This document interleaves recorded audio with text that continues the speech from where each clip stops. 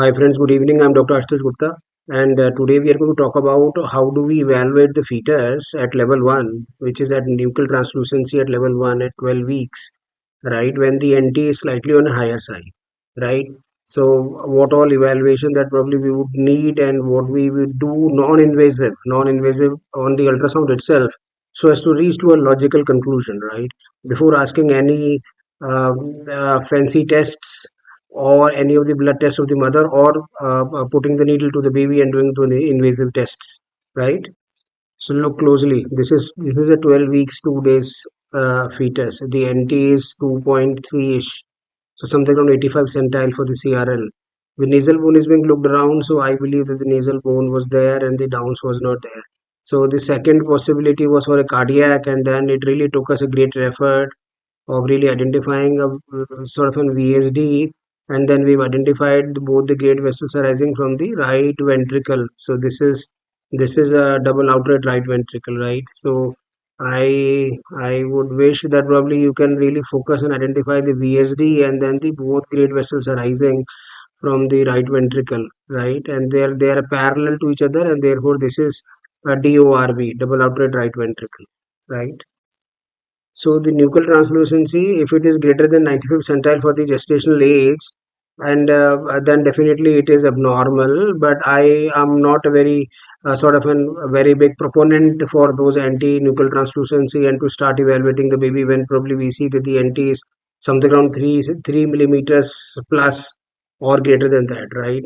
Because I frankly believe in Down syndrome or in aneuploidies or in cardiac abnormalities, whenever the TR tricuspid regurgitation and the baby is not in failure, so probably we would wish and we would see that the nuchal translucency is slightly higher than the normal range that we usually see, which is something around zero point 0.7 and zero point 0.8 millimeters.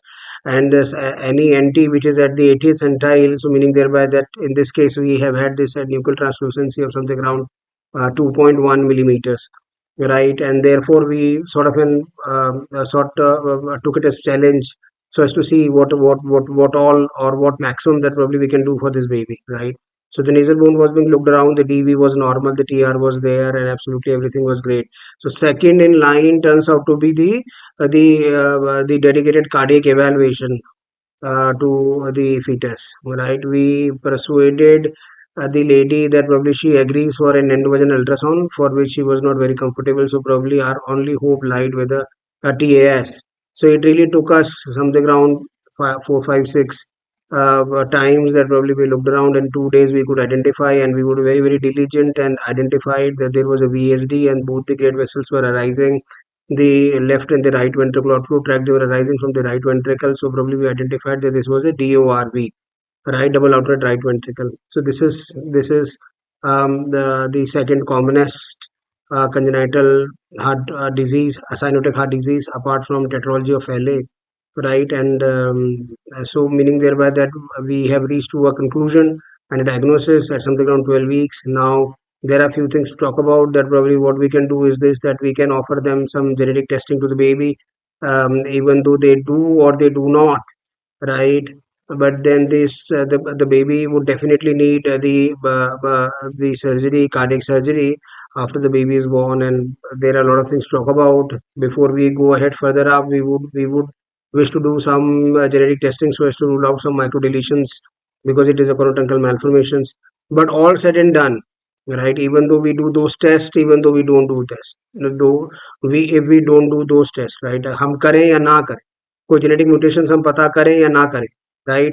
The risk of recurrence could be something around 1 to 5%, depending upon the microdeletion that probably we identify in the index case. But the subsequent pregnancy में भी जो हमारा जो diagnostic modality है, जो tool है, वो ultrasound ही है, right? So probably I am not very sort of an fancy of pushing for an invasive testing and to do some genetic evaluations, because ultimately second pregnancy में भी अगर हमको कोई diagnosis बनाना है, तो वो we would wish to do the early assessment of the cardiac at something around 12 weeks and only by ultrasound. So I would not wish to do a prenatal diagnosis by of something like thalassemia or a molecular test, in which I need to put the needle and look around for the molecular testing, right? So, meaning thereby, what I want to tell you is this, that this was a very good case as far as, because then we took it. Like, let us see what all max that probably we can do on an ultrasound, and it was very, very sort of an challenging for us to really to identify this um, DORV at 12 weeks, and that too on a TAS. Right? Thank you very much for your patient listening.